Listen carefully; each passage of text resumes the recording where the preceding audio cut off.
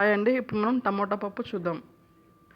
ఒక కప్పు బ్యాళ్ళు, తర్వాత ఎల్లిపాయలు, కారం, పసుపు, మెంతం కూర, కరివేపాకు, కొత్తిమీర, చింతపండు, టమాటో, వాటర్, ఎల్లిపాయలు. ఒక కడాయిలో ఒక కుక్కర్లో ఒక కప్పు బ్యాళ్ళు, ఒక టమాటా, ఒకటి ఆనియన్, ఒక 4 ఎల్లిపాయలు, కొద్దిగా చింతపండు,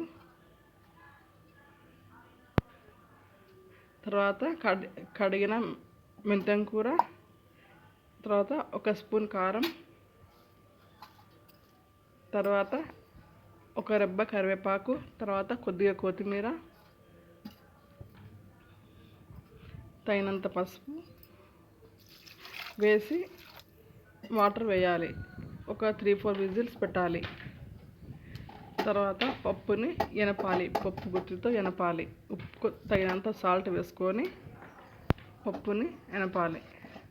తర్వాత పోపు పెట్టుకోవాలి. జీలకర్ర, ఆవాలు,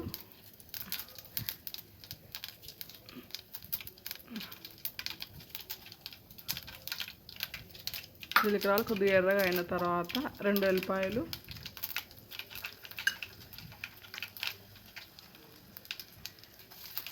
కరివేపాకు ఒక రెబ్బ